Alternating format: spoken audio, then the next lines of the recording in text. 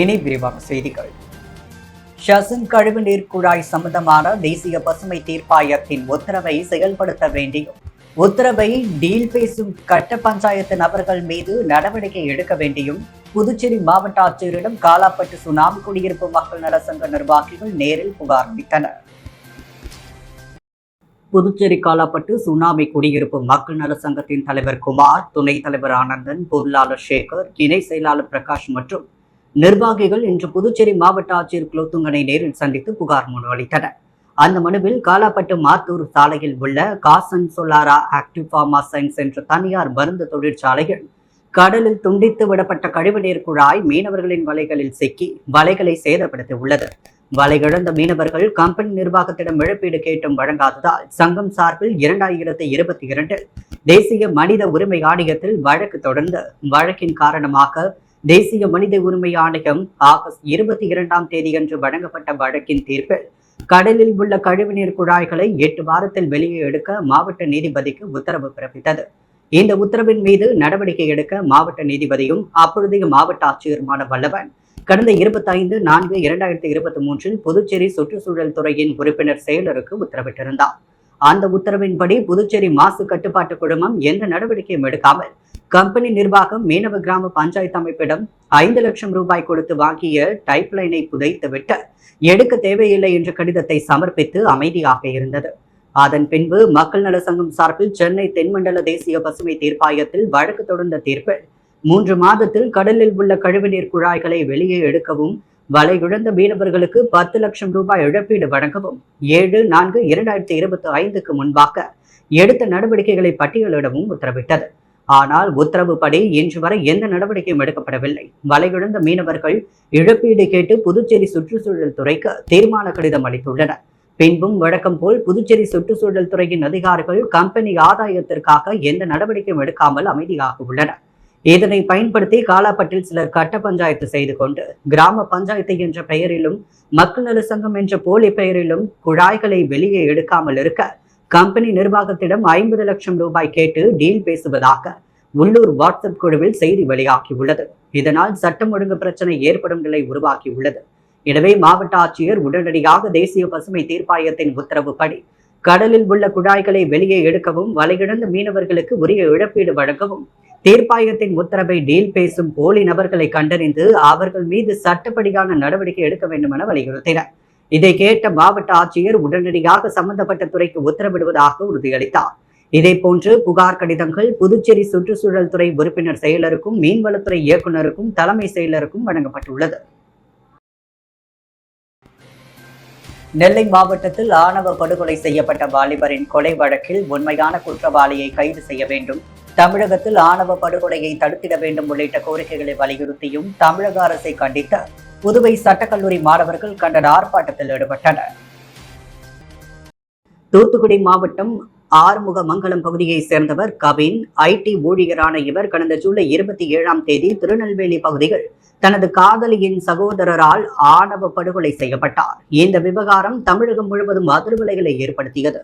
இந்த நிலையில் வாலிபர் கவின் கொலை செய்யப்பட்ட வழக்கில் உண்மையான குற்றவாளியை கைது செய்து கடுமையான தண்டனை வழங்க வேண்டும், ஆணவ கொலையை தடுத்திட தமிழக அரசு நடவடிக்கை எடுக்க வேண்டும் என புதுச்சேரி சட்டக்கல்லூரி மாணவர்கள் 75க்கும் மேற்பட்டோர் அண்ணா சிலை அருகே கண்டன ஆர்ப்பாட்டத்தில் ஈடுபட்டனர்.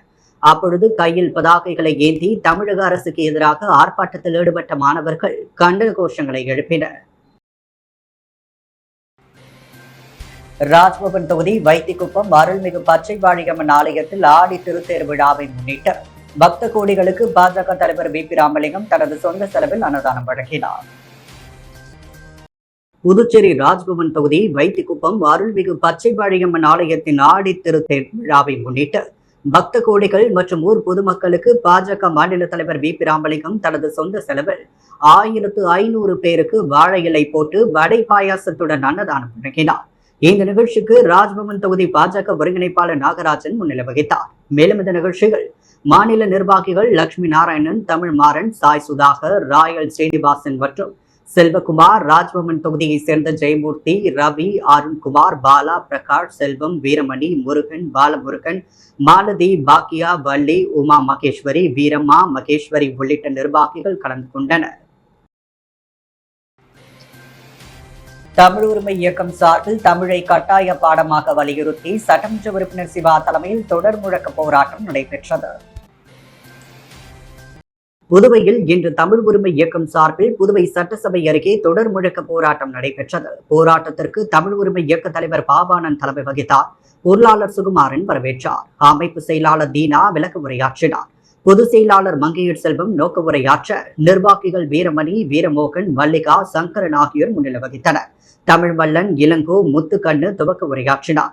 வேல்சாமி, ஆறு செல்வம், இனாமுல் ஹசன், தமிழ் நெஞ்சன், கபிலன், அப்துல்லா, நெடுங்கோ, வின்சென்ட் ராசு உள்ளிட்ட பலர் கண்டன உரையாற்றினர். திமுக அமைப்பாளரும் எதிர்க்கட்சி தலைவருமான சிவா போராட்டத்திற்கு தலைமை வகித்தார். புதுவை அரசு 1ஆம் வகுப்பு முதல் 12ஆம் வகுப்பு வரை தமிழ் பாடத்தை கட்டாயமாக்க வேண்டும் என்ற கோரிக்கையை வலியுறுத்தி இந்த தொடர் முழக்க போராட்டம் நடைபெற்றது. புதுச்சேரி ராஜ்பவன் தொகுதிக்குட்பட்ட வாழைக்குளம் நாகமுத்து மாரியம்மன் ஆலய திருப்பணிக்கு தனது சொந்த செலவில் 1 லட்சம் ரூபாய் நிதியை பாஜக தலைவர் வி.பி. ராமலிங்கம் வழங்கினார். புதுச்சேரி ராஜ்பவன் தொகுதி வாழைக்குளம் முனிசிபல் குடியிருப்பு பகுதியில் உள்ள அருள்மிகு நாகமுத்து மாரியம்மன் கோவில் திருப்பணிக்கு நிதி வழங்கும் நிகழ்ச்சி நடைபெற்றது. இதில் சிறப்பு விருந்தினராக கலந்து கொண்ட புதுச்சேரி பாரதிய ஜனதா கட்சியின் மாநில தலைவர் வி.பி. ராமலிங்கம் தனது சொந்த செலவில் 1 லட்சம் ரூபாய் நிதியை வழங்கினார். இந்நிகழ்ச்சியில் தொகுதி ஒருங்கிணைப்பாளர் நாகராஜ் முன்னிலை வகிக்க பாஜக மாநில பொதுச் செயலாளர் லட்சுமி நாராயணன் மற்றும் ராஜ்பவன் தொகுதியைச் சேர்ந்த ரவி, மோகன் ராஜு, எழில் மற்றும் ஊர் முக்கியஸ்தர்கள் கலந்து கொண்டனர்.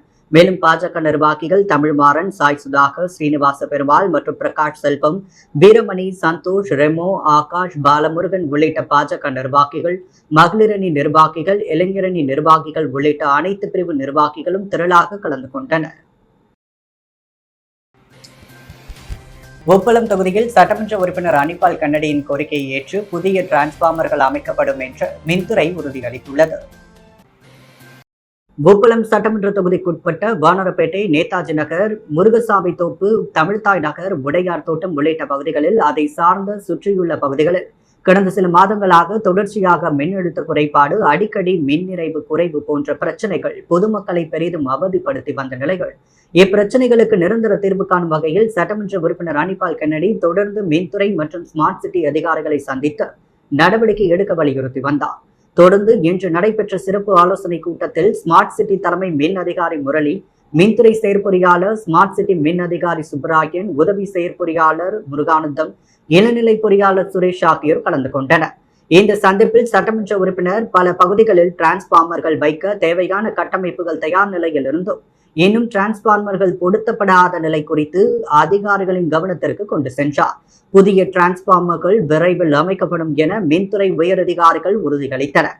மீதமுள்ள நேதாஜி நகர், சூளைமேடு பகுதிகளிலும் தேவையான நடவடிக்கைகள் எடுக்கப்படும் எனவும் தெரிவித்தனர். புதுச்சேரி கலை பண்பாட்டுத்துறை தமிழ் வளர்ச்சி சிறகம் சார்பில் முதலமைச்சர் ரங்கசாமியின் பிறந்த நாளை முன்னிட்டு கவிதை நூல் வெளியீட்டு விழா நடைபெற்றது. புதுச்சேரி அரசு கலை பண்பாட்டுத்துறை தமிழ் வளர்ச்சி சிறகம் சார்பில் முதலமைச்சர் ரங்கசாமியின் 75வது பிறந்த நாள் நிறைவு கவிதை நூல் வெளியீட்டு விழா புதுவை சட்டப்பேரவையில் நடைபெற்றது. விழாவில் சபாநாயகர் செல்வம் கவிதை நூலை வெளியிட்டார். பொதுப்பணித்துறை அமைச்சர் லட்சுமி நாராயணன், கலை பண்பாட்டுத்துறை அமைச்சர் திருமுருகன், துணை சபாநாயகர் ராஜவேலு, அரசு கொறடா ஆறுமுகம், சட்டமன்ற உறுப்பினர் கே.எஸ்.பி. ரமேஷ், பாஸ்கரன், தட்சிணாமூர்த்தி, லட்சுமிகாந்தன், சந்தர் பிரியங்கா, முன்னாள் சட்டமன்ற உறுப்பினர் ஜெயபால் உள்ளிட்ட பலர் கலந்து கொண்டனர். நேரு பஜாரில் எழுந்தருளி இருக்கும் அருள்மிகு ஸ்ரீ மணிமுத்து மாரியம்மன் திருக்கோவிலில் ஆடி மாத திருவிழா நடைபெற்றது.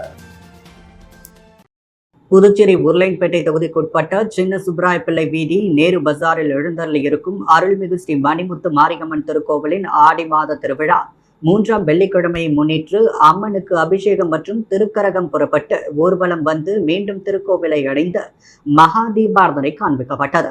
விழாவில் உருளைன்பேட்டை தொகுதி சட்டமன்ற உறுப்பினரும் புதுச்சேரி மனிதநேய மக்கள் சேவை இயக்க நிறுவன தலைவருமான நேரு என்ற குப்புசாமி கலந்து கொண்டு சுவாமி தரிசனம் செய்தார். அம்மனுக்கு படைகளிடப்பட்ட திருக்கூழினை பிரசாதமாக பக்தர்களுக்கு வழங்கினார். விழாவில் திருக்கோவில் நிர்வாகிகள், ஊர் முக்கிய பிரமுகர்கள், நேரு பஜார் வியாபாரிகள் மற்றும் தொகுதியை சேர்ந்த மனிதநேய மக்கள் சேவை இயக்க பிரமுகர்கள் பலர் கலந்து கொண்டனர். முதலமைச்சர் ரங்கசாமியின் பிறந்த நாளை முன்னிட்டு ஓடைவெளி கிராமத்தில் மணவெளி தொகுதி தலைவர் குமரேசன் தலைமையில் அன்னதானம் வழங்கப்பட்டது. புதுச்சேரி முதல்வர் ரங்கசாமியின் 75வது பிறந்தநாள் விழாவை வருகின்ற 4ஆம் தேதி பவள விழாவாக கொண்டாட இருக்கின்றனர். அவரது பிறந்தநாளை முன்னிட்டு என்ஆர் காங்கிரஸ் கட்சியின் மணவெளி தொகுதி தலைவரும் KKT டிராவல்ஸ் உரிமையாளருமான குமரவேல் என்ற குமரேசன் தலைமையில் மணவெளி தொகுதி முழுவதும் அன்னதானம் வழங்கி வருகின்றனர். அதன் ஒரு பகுதியாக இன்று மணவெளி தொகுதி ஓடைவெளி கிராமத்தில் எழுந்தள்ளியுள்ள ஸ்ரீ பெரம்படி மாரியம்மன் கோவில் எதிரே 500க்கும் மேற்பட்ட பக்தர்கள் மற்றும் பொது மக்களுக்கு அன்னதானம் வழங்கி சிறப்பித்தனர். இந்நிகழ்ச்சியில் ஊர் பஞ்சாயத்து தலைவர் கோபி, மணவெளி தொகுதி என்ஆர் காங்கிரஸ் இளைஞரணி தலைவர் ரவிசங்கர் ஆகியோர் முன்னிலை வகித்தனர். விழாவில் ஏராளமான என்ஆர் காங்கிரஸ் கட்சி நிர்வாகிகள், ஊர் முக்கியஸ்தர்கள், பொதுமக்கள் பலர் உடனிருந்தனர். புதுச்சேரியில் காவல் நிலையத்திற்குள் சென்று இன்ஸ்பெக்டரை மிரட்டி ஒரு கும்பல் 1 கோடி ரூபாய் கேட்டு மிரட்டல் விடுத்ததற்கு காவல்துறை வெட்கி தலைகுனிய வேண்டும் என்றும் இது தொடர்பாக உள்துறை அமைச்சர் வெள்ளை அறிக்கை வெளியிட வேண்டும் என புதுச்சேரி அதிமுக மாநில செயலாளர் அன்பழகன் வலியுறுத்தியுள்ளார். புதுச்சேரி அதிமுக தலைமை அலுவலகத்தில் செய்தியாளர்களை சந்தித்த மாநில செயலாளர் அன்பழகன், புதுச்சேரி காவல்துறையில் பணியாற்றும் போக்குவரத்து SP மற்றும் 2 ஆய்வாளர்கள் மீது கொடுக்கப்பட்டுள்ள வழக்கை திரும்ப பெற ஒரு கும்பல் காவல் நிலையத்திற்குள் சென்று 1 கோடி ரூபாய் கேட்டு மிரட்டியதற்கு காவல்துறை வெட்கி தலைகுனிய வேண்டும் என்றும், தொழிலதிபர்கள், அரசியல் கட்சியினர், தனியார் மருத்துவமனைகள், பினான்ஸ் நிறுவனங்கள் உட்பட பலரை மிரட்டும் நபர்கள் மீது காவல்துறை நடவடிக்கை எடுக்காமல் பஞ்சாயத்து செய்ததால் ஏற்பட்ட விளைவுதான் இது என்று விமர்சனம் செய்தார். இது தொடர்பாக உள்துறை அமைச்சர் வெள்ளை அறிக்கை வெளியிட வேண்டும் என்ற அவர் கடந்த 2 தினங்களுக்கு முன்பு புதுச்சேரியில் 15 கோடி ரூபாய் மதிப்புள்ள திமிங்கல எச்சத்தை விற்பனை செய்ய முயன்ற 2வரை தமிழக போலீசார் பிடித்து புதுச்சேரி போலீசாரிடம் ஒப்படைத்தனர். இதன் பின்னணியில் உள்ளவர்கள் பற்றி இதுவரை காவல்துறை தெரிவிக்காதது ஏன் என்று கேள்வி எழுப்பினார். உடனடியாக இந்த வழக்கை CBIக்கு மாற்ற வேண்டும் எனவும் வலியுறுத்தினார். பணி நிரந்தரம் 7வது ஊதியக்குழு பரிந்துரையை வலியுறுத்தி 5வது நாளாக போராட்டத்தில் ஈடுபட்டு வரும் PRTC ஊழியர்களுக்கு ஆதரவாக அரசு ஊழியர் சம்மேளனம் ஆர்ப்பாட்டத்தில் ஈடுபட்டது. புதுச்சேரி அரசின் சாலை போக்குவரத்து கழகம் சார்பில் 100க்கும் மேற்பட்ட பேருந்துகள் உள்ளூர் மற்றும் வெளியூர்களுக்கு இயக்கப்பட்டு வருகின்றன. மொத்தமாக 217 பேர் பணிபுரிந்து வரும் நிலையில் 354 பேர் நிரந்தர ஊழியர்களாகவும் 263 பேர் ஒப்பந்தம் அடிப்படையிலும் வேலை செய்கின்றனர்.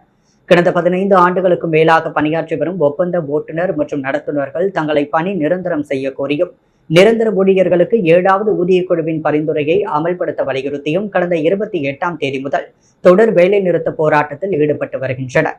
எதிர்க்கட்சித் தலைவர் சிவா முன்னிலையில் ஊழியர்களிடம் முதல்வர் ரங்கசாமி பேச்சுவார்த்தை நடத்திய நிலையில் ஒப்பந்த ஊழியர்களுக்கு 10,000 ரூபாய் ஊதிய உயர்வு, நிரந்தர ஊழியர்களுக்கு 7வது ஊதியக்குழு பரிந்துரையை அமல்படுத்துவது தொடர்பாக பரிசீலிக்கப்படும் என உறுதியளித்தார்.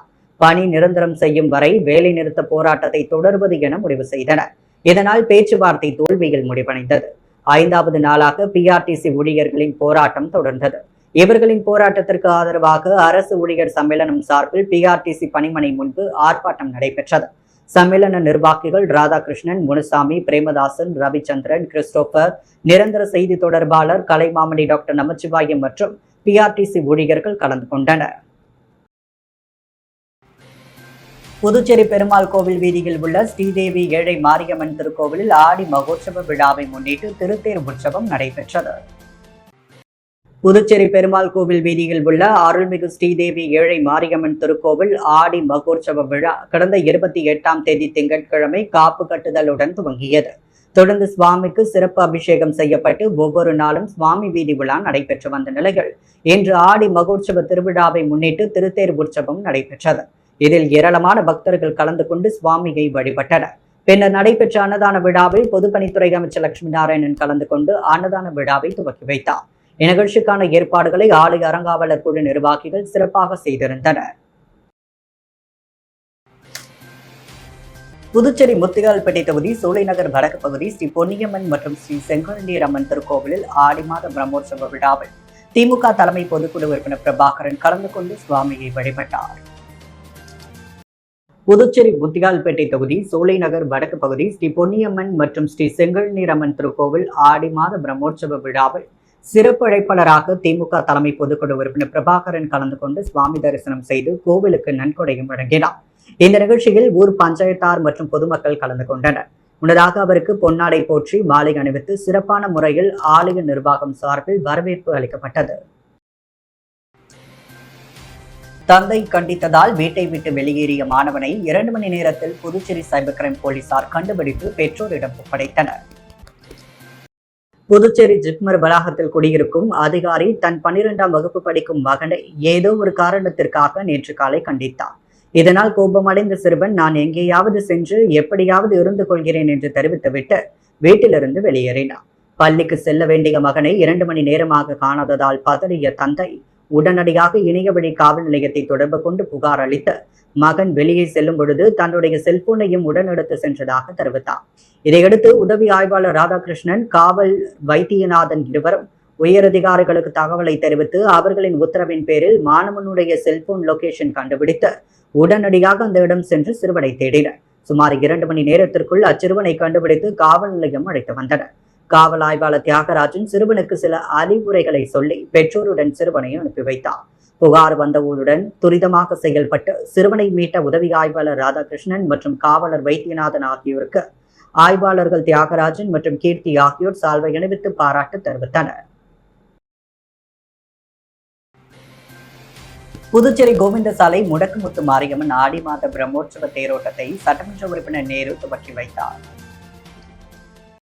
உருளையன்பேட்டை தொகுதிக்குட்பட்ட கோவிந்தசாலை பகுதியில் அமைந்துள்ள ஸ்ரீதேவி அஷ்டலட்சுமி முடக்கு மாரியம்மன் திருக்கோவிலில் ஆடி மாத பிரம்மோற்சவ விழாவினை முன்னிட்டு ஆடி மாத 3ஆம் வெள்ளி திருத்தேரோட்டம் நிகழ்ச்சி சிறப்பாக நடைபெற்றது. நிகழ்ச்சியில் உருளையன்பேட்டை தொகுதி சட்டமன்ற உறுப்பினரும் புதுவை மனிதநேய மக்கள் சேவை இயக்க தலைவருமான நேரு என்ற குப்புசாமி மற்றும் மனிதநேய மக்கள் சேவை இயக்க பொதுச் செயலாளர் விநாயகம் ஆகியோர் கலந்து கொண்டு சுவாமி தரிசனம் செய்தனர். விழாவில் திருக்கோவில் நிர்வாகிகளும் அப்பகுதி ஊர் முக்கிய பெரியவர்களும் உருளையன்பேட்டை தொகுதியைச் சேர்ந்த மனிதநேய மக்கள் சேவை இயக்க பிரமுகர்களும் மகளிரும் இளைஞர்களும் கலந்து கொண்டனர். திருத்தேரோட்ட விழாவின் உபயதாரர் ராஜேந்திர சுப்பராயன், சுமதி குடும்பத்தினர் வெகு சிறப்பாக செய்திருந்தனர். புதுவையின் அன்றாட நிகழ்வுகளை காண பாண்டி ஹெட்லைன்ஸ் யூடியூப் சேனலை சப்ஸ்கிரைப் பண்ணுங்க.